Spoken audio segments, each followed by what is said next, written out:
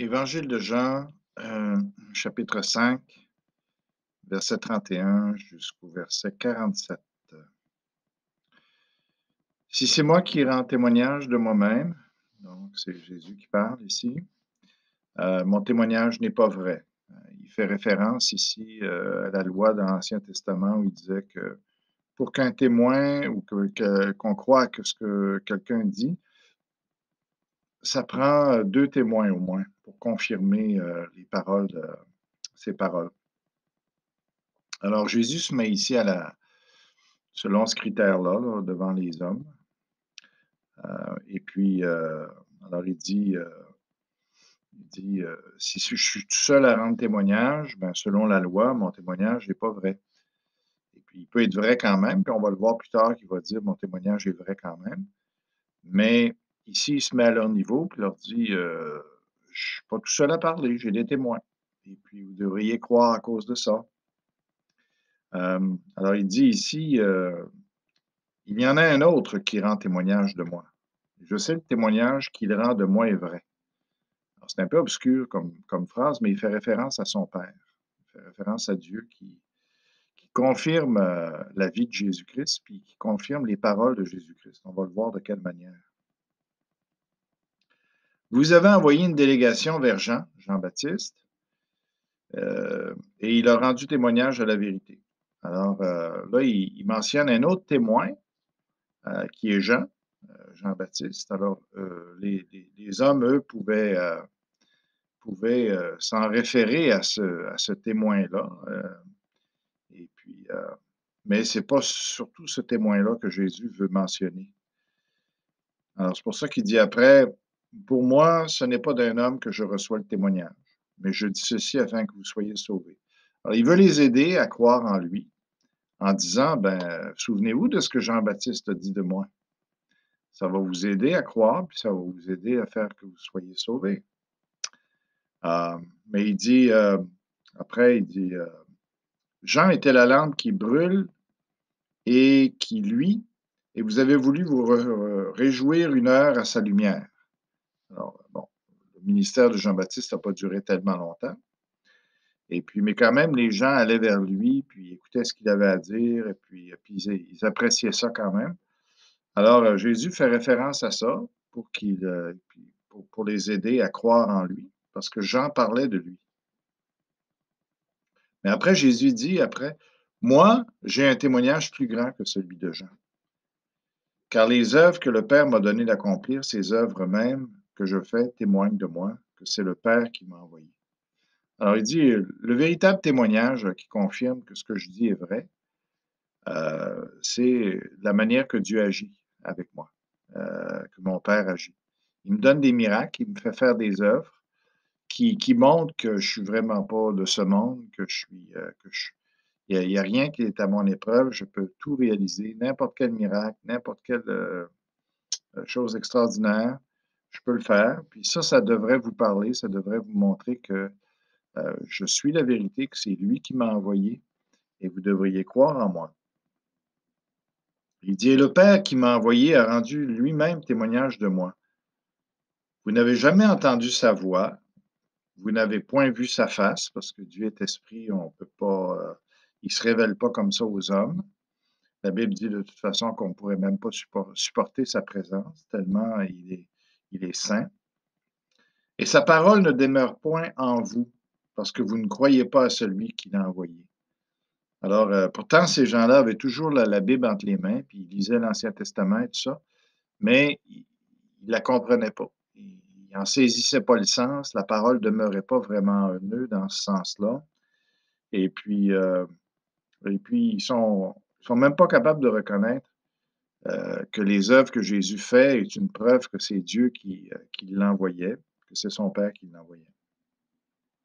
Il leur dit, vous sondez les Écritures parce que vous pensez avoir en elles la vie éternelle. Ce sont elles qui rendent témoignage de moi. L'Ancien Testament continuellement parlait de Jésus, si on veut vraiment bien comprendre l'Ancien Testament.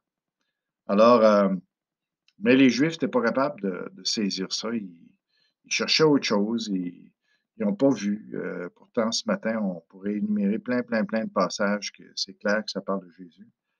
Et puis, mais eux autres, ils ne saisissaient pas ça. Puis il dit, et vous ne voulez pas venir à moi pour avoir la vie. Alors, Jésus dit finalement, ici, j'ai trois témoins, j'en ai plus que j'en ai besoin.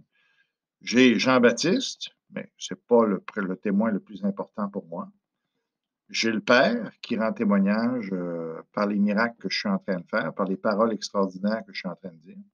Puis en plus de ça, ben, j'ai l'Ancien Testament qui m'annonçait, qui m'a préparé, qui parlait de... Alors, je suis équipé, là. Normalement, vous devriez croire en moi, ça ne devrait pas être un problème. Mais, il dit au verset 40, « Et vous ne voulez pas venir à moi pour avoir la vie. » Alors, on voit qu'il y a quelque chose qui ne va pas. Ce n'est pas parce que Jésus n'avait pas ce qu'il fallait pour qu'on croie en lui, mais il y avait une mauvaise attitude de la part des Juifs qui ne voulaient pas croire. C'est pas compliqué. Tout simplement. Alors, quand les gens aujourd'hui disent prouve-moi donc que Dieu existe, c'est pas un problème de prouver Dieu. Dieu, on n'existerait pas s'il n'était pas là, si c'est pas lui qui nous avait créés. Il y a plein d'autres manifestations que si on veut s'ouvrir les yeux, on va les voir clairement. Alors, mais c'est pas ça. C'est pas pour ça que les gens ne croient pas. Puis il va le dire ici, il va donner une des raisons, en tout cas, pourquoi les gens ne croient pas. Alors, quand il leur dit vous ne voulez pas venir à moi, les gens auraient pu penser ah, tu veux te faire des adhérents, tu veux avoir des membres, tu veux que les gens t'applaudissent, tu veux finalement, tu es en train de nourrir ton ego. Alors Jésus, tout de suite pour les avertir, il dit je ne vous dis pas ça parce que j'aime recevoir votre attention, j'aime recevoir votre foi, je veux que vous me considériez comme important parce que ça me nourrit. Non, non, non. Il dit je ne tire pas ma gloire des hommes. Ça lui est égal qu'on l'adore, qu'on croit en lui et tout ça. Ça ne le nourrit pas plus. C'est pas pour ça qu'il va croire qu'il est important ou ça va pas faire sa joie. Puis, c'est pas ça qu'il recherche. Quand il recherche le salut des gens ou qu'il recherche que les gens croient en lui, c'est pour eux qu'il recherche ça, pas pour lui. Lui, il se comble autrement. Il n'y a pas besoin de ça. C'est pas un ego, là. Il n'est pas un imbu de lui-même, Jésus.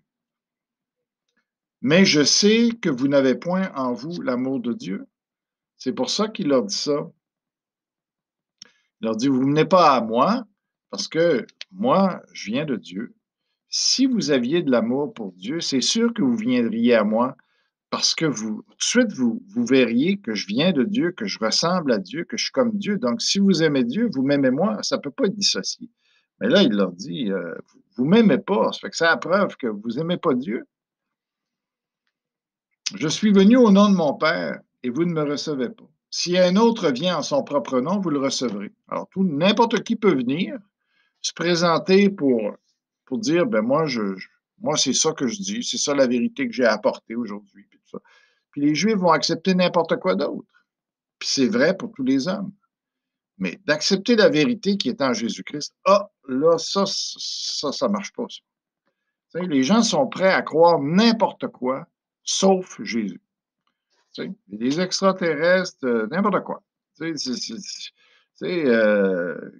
tu peux prier les morts, que les morts vont te répondre, puis n'importe quoi. Une statue, ça va faire une différence, tu mets ça dans ta chambre. Puis, les gens, ils ont toutes sortes de croyances, que les cristaux, ça va faire une différence dans ta vie, que je t'envoie un arc-en-ciel, puis ça va être béni. Ou l'eau bénite à l'église. Les gens sont prêts à croire n'importe quoi, sauf Jésus. Ça, il ne faut surtout pas que tu crois en Jésus.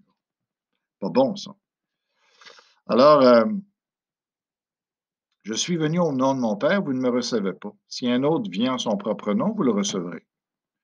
Comment pouvez-vous croire, vous qui tirez votre gloire les uns des autres, qui ne cherchez point la gloire qui vient de Dieu seul? C'est ça que les gens veulent. Ils veulent être applaudis.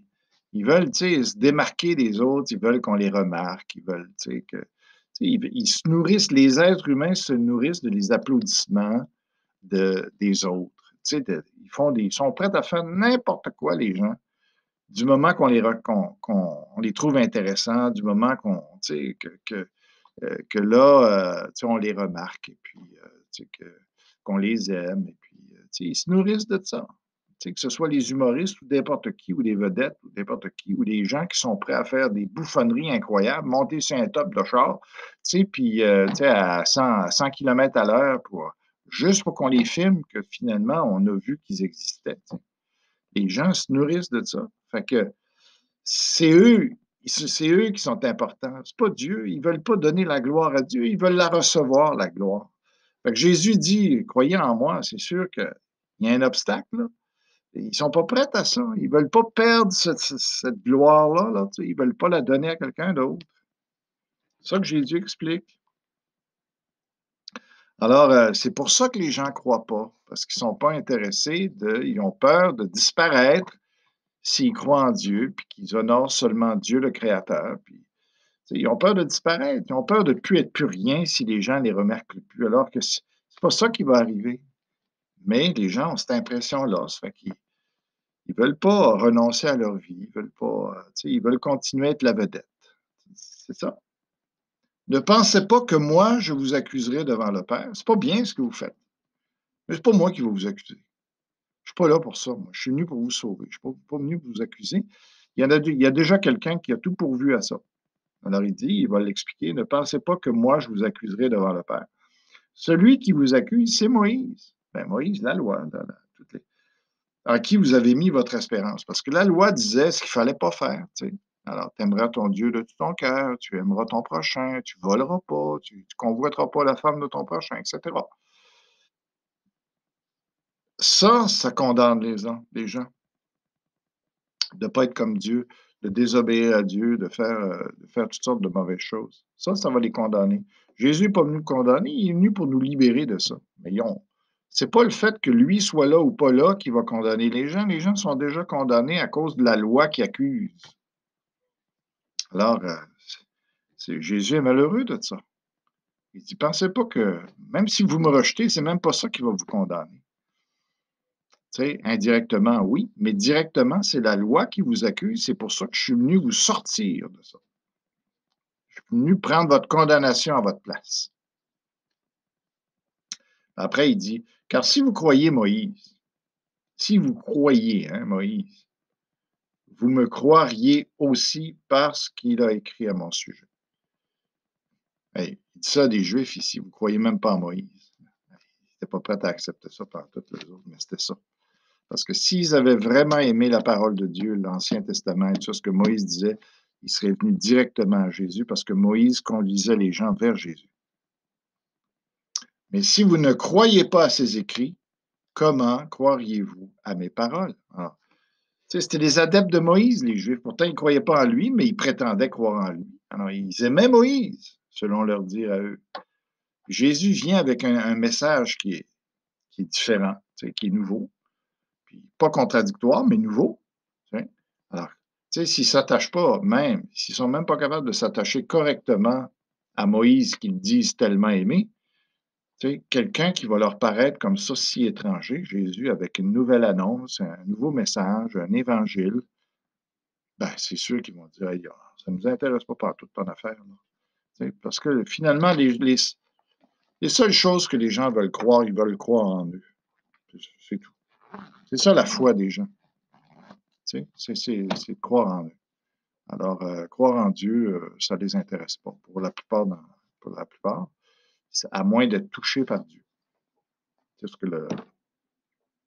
que le texte montre.